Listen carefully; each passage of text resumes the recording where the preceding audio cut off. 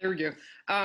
Judge, I was reading a story and read that when Tom Brady moved to Tampa, he moved to your neighborhood. Is that true? And if so, what was that like?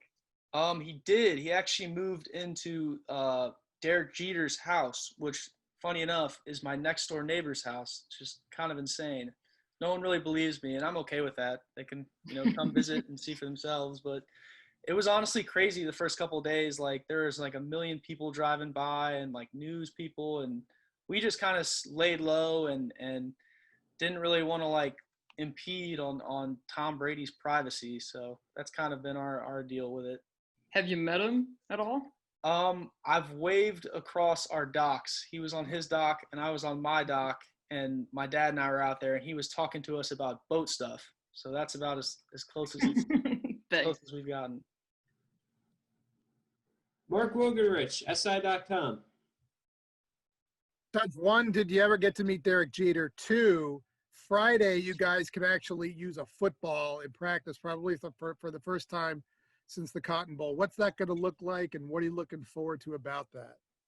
I have met Derek Jeter. He's a really awesome guy.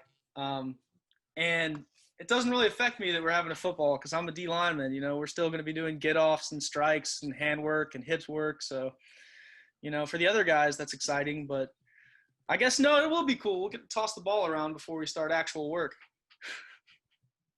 Frank Bodani, York Daily Record.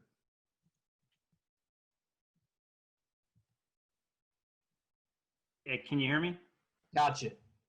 All right, good. Hey, you talked a little bit about your family and everything they did, how tough your parents are, what your brother's been through.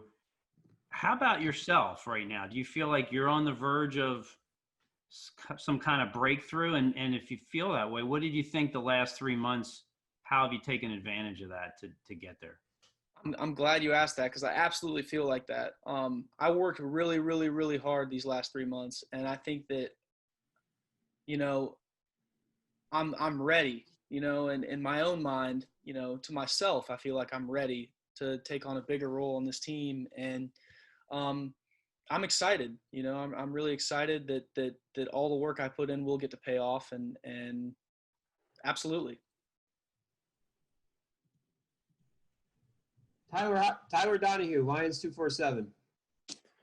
Judge, how has the defensive line room been able to progress since Coach Scott got in without having spring ball available to you guys? And then with Deion Barnes coming back to Penn State now in a coaching role, what's the immediate effect of that so far through a few months? Could you repeat the beginning of that question? Yeah, sure. Yeah, how have you guys been able to progress on the defensive line without having spring ball with the new coach, and what's the impact you see from John Scott so far? And then with Deion Barnes coming back to Penn State in a coaching role now, assisting Coach Scott, what impact has he made? The first question, I'd say, no one could have prepared for this.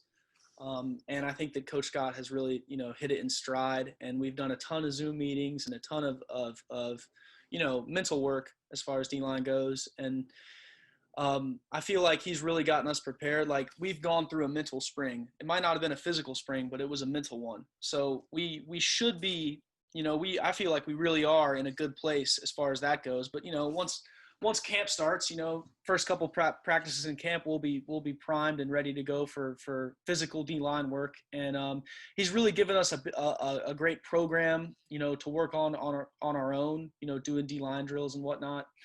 And then I'd say Coach Barnes is the man. He's the best. He's really hands-on, as hands-on you can be in a pandemic. He's got his mask and he's got his gloves, but he's really working with us, and he's excited to get to work with us and really do a lot of stuff. And I'm excited for that as well. All right. Appreciate it, Judge. And thank you, everybody, for joining us today.